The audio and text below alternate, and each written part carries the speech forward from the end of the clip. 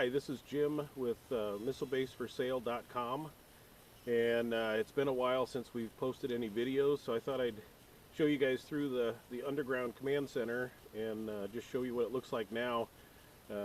We had posted videos last time when it was pretty fresh, when we just bought it, and so we can go take a look at it now and show you what it looks like now.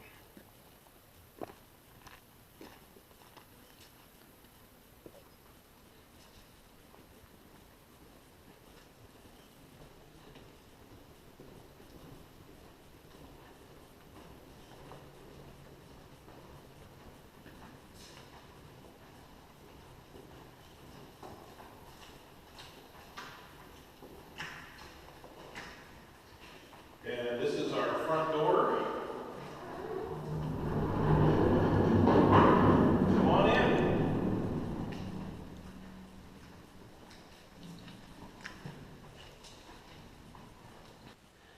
So this is the between the two blast doors, the equipment blast doors.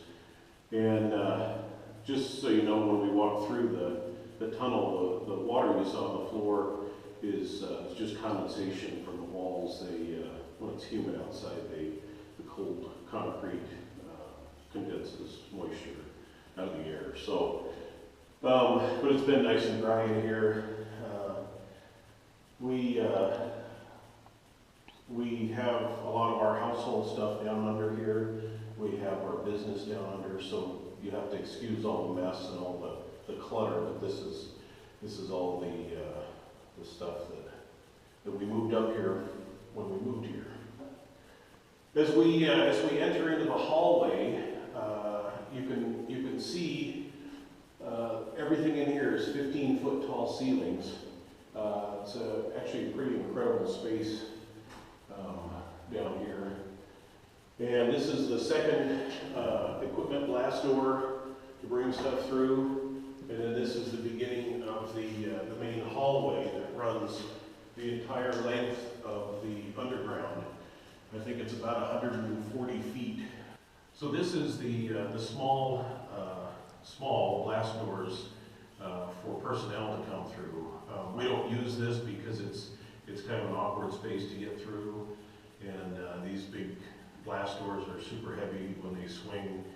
This is an upstairs storage room that was made for just storing excess equipment and supplies. It's actually a pretty good sized room. It's probably 20, 25 by 25, something like that up here. Nice room. And later on in the video, you'll see some areas that we had talked about putting in bedrooms and making a second floor. And you can see there's plenty of headroom if you wanted to build a second story and have have some nice bedrooms upstairs, or just expand the space. There's approximately 12,000 square feet of floor space in this underground building, so there's lots of opportunities and lots of potential.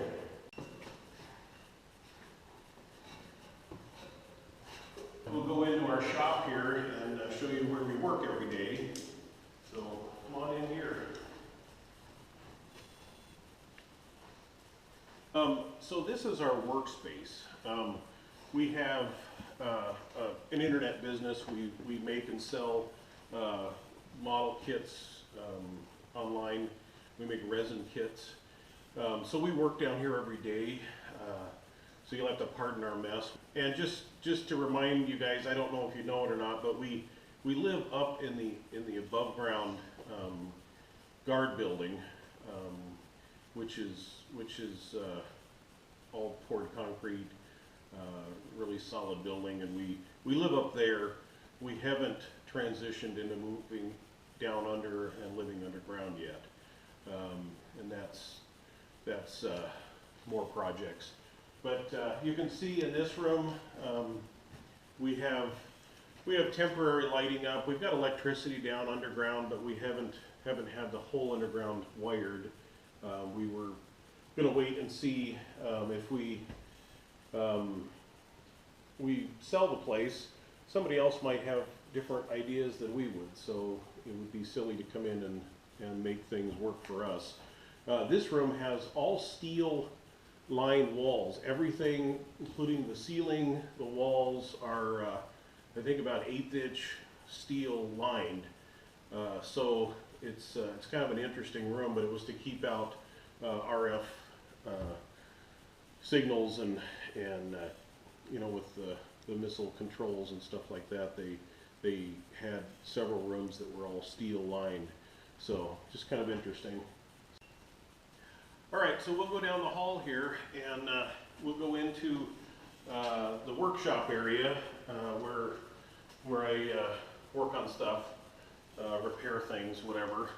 And that's in this area. It was the formal generating room, or former generator room, when the Army had it, and they had big generators in here. So this is the generator room that we're in now. And this is a new 200 amp panel that we had installed. So we've got a welder outlet, 220 50 amp outlet.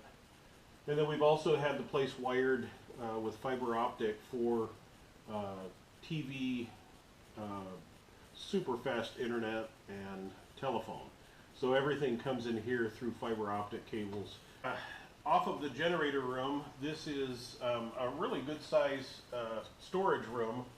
Originally it was a filter room. There was big filter systems set up in here to filter the incoming air out of the intake tower, and then it would be filtered and then distributed through the underground here after it went through quite a bit of filtering to filter out any nuclear contaminations from a blast or biological whatever, but it makes a really nice storage room, so we make good use of the space.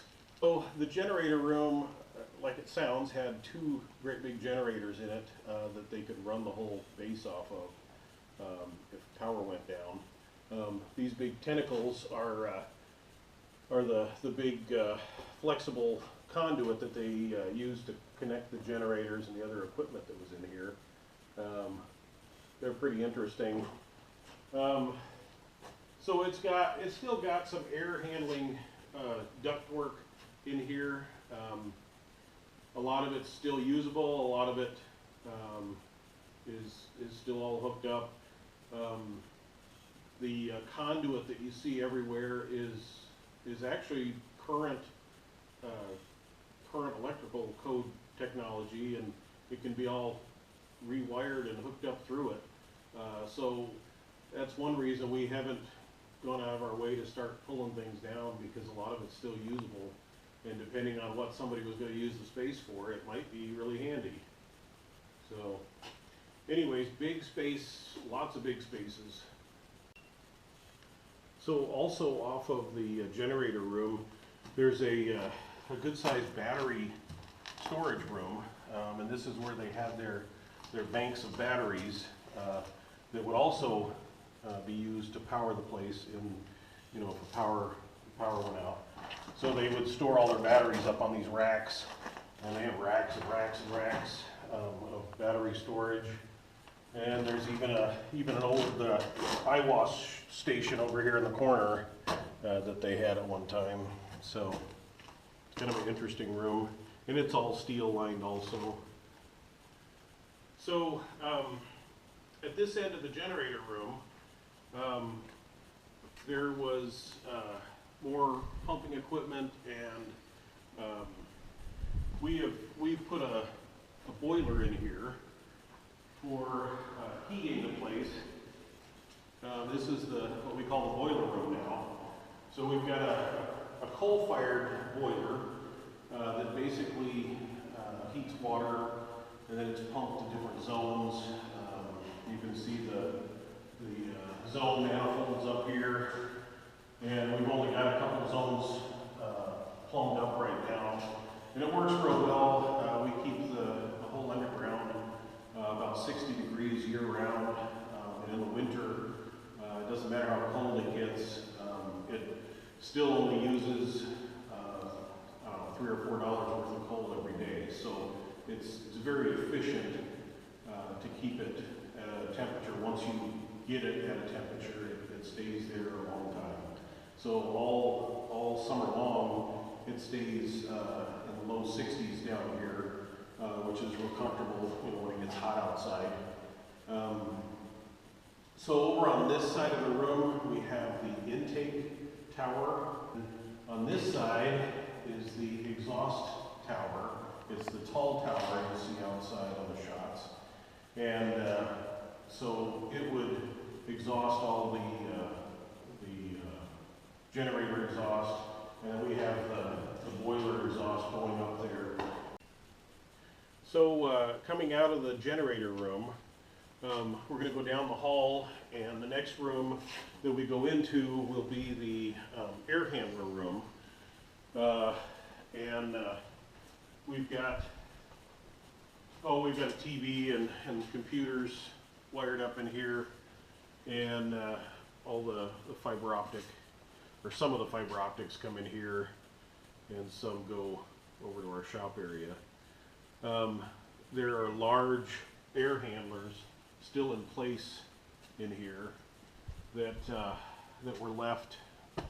They didn't salvage them. They took the motors, but they left the big blowers, and we haven't taken them out. There's probably hundreds of tons of scrap metal in here for someone to scrap out. Like I said before, there's a lot of it that's usable. The conduit is heavy conduit, and the fittings are all heavy fittings. Everything that the Army did was first class and made to last. So it's all real solid, everything they did. So there's a lot of usable steel, a lot of usable conduit, a lot of usable hardware in here, which is kind of nice. Since this is fairly recent construction, it was built in the 70s, so it's pretty similar to today's construction methods, similar to today's electrical wiring standards. Everything is very current. The air handler room, again, has all the air handlers still in place. You can see up above that there's just an amazing amount of conduit, pipes. They had water pipes running everywhere, and there was a water treatment plant down here for the whole base at one time. But again, it all can be reused or salvaged or scrapped. There's, like I said, hundreds of tons of steel in here. And all the steel beams that you see in here are all, none of them are structural. They're all just here to support the conduit and the piping. So all of this stuff, everything can come out and strip all the way up to the bare ceiling. There's no problem with doing that. We've also brought down water from, we've had a new well put in, lots and lots of great water. It's just a little salty, so you have to treat it with an RO system to make it drinkable, but it's lots and lots of water. We water the plants with it, we water, the gardens outside, we water the animals. It's fine, but it just tastes salty, so an RO system cleans that up. There's also rural water that ends just outside of our property, so it wouldn't take much to be brought in to hook that up into the system either. So, and along with that, there are huge underground water storage tanks here, tens of thousands of gallons of storage, some with nice clean water already stored in it. So it's pretty interesting, all the infrastructure they put in underground outside. There's a couple of entrances here on the wall that went over to what they call heat sink tanks that are buried underground outside of this building, and they are massive concrete reinforced nuclear hardened, against any kind of a nuclear attack, big concrete rooms giant rooms that were used for water storage. So they are about, I believe about 24 feet wide and over 60 feet long and 9-foot ceilings. So they're rectangular tanks. You could actually make a 6-car garage in each of them. They're amazing spaces. And those are connected through pipes over here that they ran the water and antifreeze through to circulate and to cool the generators. We've also brought down water from the above ground building where the well feeds to. So we actually have a water feed down here so that we've got water coming into the building, so it wouldn't take much to plumb up restrooms, sinks, kitchen, stuff like that. We don't have the sewage system in order down here. There's a sump that's in the floor that needs to be, it has gravel in it. It needs to be dug out and rehooked up with some sewage pumps, and then it can be pumped out to, we had put in septic systems instead of pumping out to the sewage lagoons, which is what they did originally. We kind of like having nice ponds out there, and we have ducks and geese come in there in the spring, and it's pretty cool to see them nest out there. So we didn't want sewage running out into those ponds, so we had septic systems put in for this building and for the above ground building. And so it's connected, so all it needs to be is plumbed up down here to pump out into the septic system that's for this building. And anyways, you can see there's just a lot of space around here. And again, this is 15-foot tall ceilings. Once all the support structure is out for the conduit and the piping.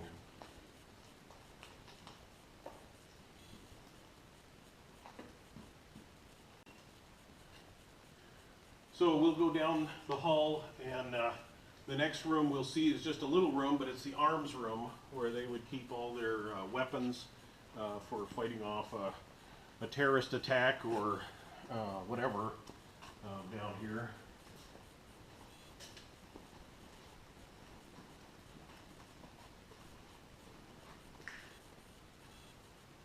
So this is the arms room, and as you can see, it's 15 feet tall, and it's pretty good size where they would keep, they had racks mounted on the walls for their guns.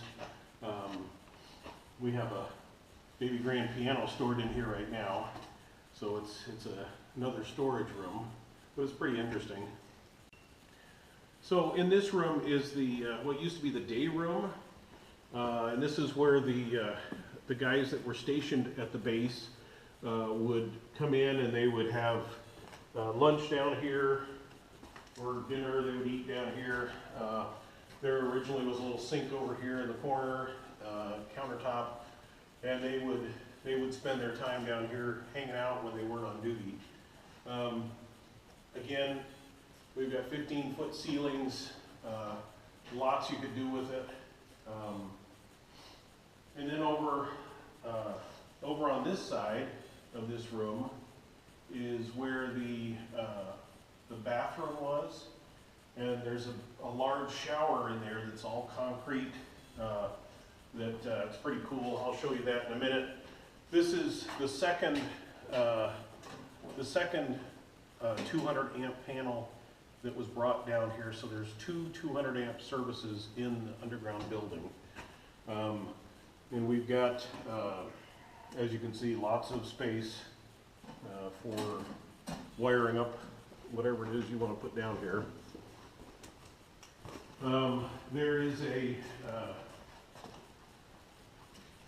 There's a scissor lift that we use to get up and take stuff off way up off the ceilings or do work in here, and that's going to also be included in the price of the building. Down here is where the bathrooms were set up. So there's floor hookups for toilets, drains. You could even put, we were talking about putting a laundry room down here at one time because there's connections for all the drains. Around the corner here is the shower, and it's actually pretty cool. It's all concrete, 15-foot tall ceilings. It was set up for 2 shower heads at one time. It's pretty cool. So around the corner here is the room that the guys would sleep in when they were on duty. It's got little lights, kind of interesting little light shields on the light fixtures that are around the floor to give them night lights, basically. And then this was full of beds or bunks, whatever they did for the guys to sleep in here. It's again a pretty massive space. You can see it's 15-foot tall ceilings, and they had a drop ceiling in here, of course, at one time. But a lot of big usable space. We were thinking of putting bedrooms back in here, a stairwell up to a couple bedrooms, and yeah, lots could be done down here. It's actually a very comfortable space. So out of the day room area, we go down to the end of the hall, and it's actually another good size space that could be utilized for a room. Originally, there was a emergency exit hatch up above that comes out way out on the roof of the structure. Someone took the ladder before we bought the place, and it's been welded shut up there, so it's not usable right now. But again, lots of good usable space. So out of the main hall, this room is actually an interesting room. It's a floating floor under the whole room, and you can see it's actually supported by these really huge shock absorbers. So the whole floor would bounce up and down to protect the sensitive electronic equipment in case of, again, a nuclear blast or some big event going on. A steel-lined room, completely steel clad. And then it's got a structure up above to support all the conduit and electrical races for all the equipment. Again, lots of massive space, 15-foot high ceilings. Pretty interesting. Also a floor that's steel. It's got big I-beams, big massive I-beams and girders underneath it that everything is welded to. Again, a very interesting space. In the corner, there was they used it for a cable race to take all the cables from one section to another. And we have put some shelving in here, and it's actually a really nice, again, a nice storage room. Lots of space, lots of potential for whatever somebody wants to put in this space. All right, so back out into the hall, we'll go down to the next room, which was another suspended room, and it's a smaller room, but it has all kinds of lockers in it that were either servers or some kind of electronic components and stuff. And we'll go in here and I'll show you what that looks like. So this room still has all these cool lockers that had all kinds of electronic stuff in it. Again, it's a suspended room, all steel lined, 15-foot tall ceilings. Just kind of an interesting space. You can kind of see how far it goes back. It goes back quite a ways. It's a pretty good sized little room. So this area was actually a big security desk. So there was a desk across here. There was all kinds of monitors back in behind it to show them what was going around the property with all the cameras they had. Right now, this is all of our household stuff being stored down here. So excuse the mess. It's not pretty. The next room we'll go into is actually the room that has all the conduits that run out to the missile tubes up on the hill. There's 12 missile tubes that the Sprint missiles were stationed in, and all the conduits come in through the wall in this room and then went to the equipment to control them. So that's kind of interesting. We'll go in there and show you that next. So this is a little storage room that actually had all of the conduits coming out to the 12 missile tubes come in here and then get distributed through all the big conduit throughout. So they had the controls, all the control wiring and cables running out to each individual missile. We have just a temporary pipe here running to exhaust our laser that we use in our business. And it actually goes out to a pull box that's out between here and the missile field, where all the cables came in and then got routed back out. And it's a huge underground concrete box that they use to route cables through. So we actually exhaust our laser through that, and the exhaust goes out through the manhole cover that's on top of that. So it works out good for us to get the smoke and the fumes out of the laser. So that's pretty much the underground tour. And we like I said, we haven't done a lot down under here. We've basically just made it livable for us, and most of the wiring or the lighting and stuff is just temporary lighting. You buy the base, you might have different ideas. What's interesting also is when we purchased the base, we also received a CD with all of the blueprints that they used to construct this base. And it's amazing, all the information when we want to know where a conduit goes, or where we want to know, if we want to know how to route some wires or how to do something, we look up the blueprints and it shows us exactly how it was made, what's behind the wall, what's in the wall, everything. So it's a pretty neat asset to have along with a base that's actually very usable and a very comfortable place. Hope you've enjoyed the tour, and if you have any questions, comments, feel free to email us or even phone. All of our contact information is on the videos at missilebaseforsale.com, and hope you enjoyed it. Thanks.